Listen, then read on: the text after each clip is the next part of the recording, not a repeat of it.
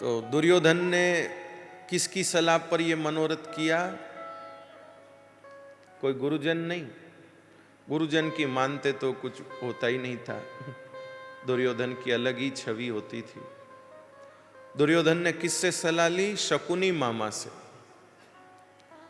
जिसने मनोरथ का क्या महत्व बताया। हमारे गुरुजन हमारे भगवदीय मनोरथ का महत्व बताते हैं, इससे ठाकुर जी में प्रीति बढ़ती है। और शकुनी ने क्या बताया कि इस ऐसा मनोरथ करने से तुम्हारा श्री कृष्ण पर प्रभाव बढ़ेगा। हमें ठाकुर जी में भाव बढ़ाने के लिए मनोरथ करना या ठाकुर जी पे अपना प्रभाव बढ़ाने के लिए मनोरथ करना?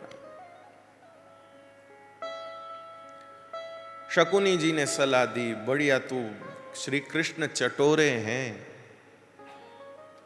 उनको अच्छे अच्छे व्यंजन बहुत प्रिय हैं, ऐसा मैंने पता लगाया है। तो भांजे बढ़िया पकवान व्यंजन सब बना तू और बना के श्री कृष्ण को खिला। तेरे व्यंजन खा करके वो तेरे पक्ष में हो जाएंगे।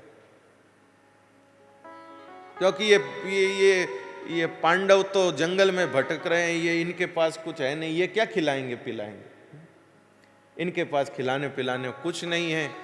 और हम जब इतना बढ़िया खिलाएंगे तो श्री कृष्ण तुमको छोड़कर जाएंगे। ऐसे हमारे ठाकुर जी जरूर चटोरे हैं, लेकिन ऐसे हर किसी के पकवानों को खाने के लिए नहीं।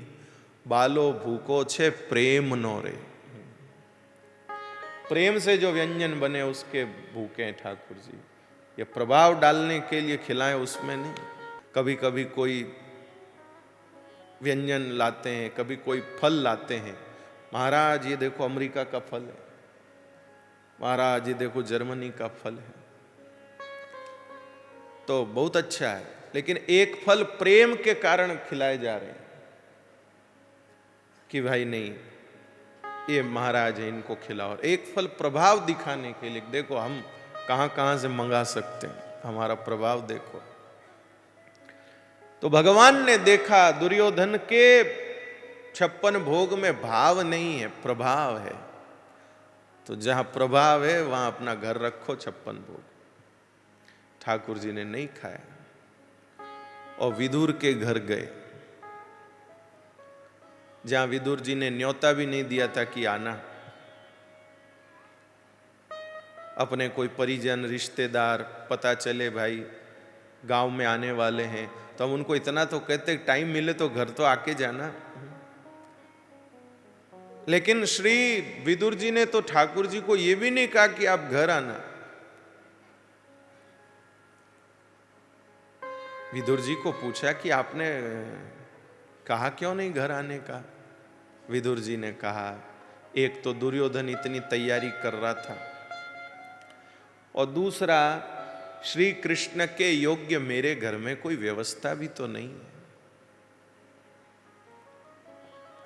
यदि श्री कृष्ण मेरे घर में आए तो मैं उनको कहां बिठाऊं? ना तो उनको बिठाने के लिए मेरे घर में कोई योग्य आसन है, ना उनको प्रस्तुत करने के लिए उनकी सेवा में कोई मेरे पास में कोई स्वागत का प्रकार है।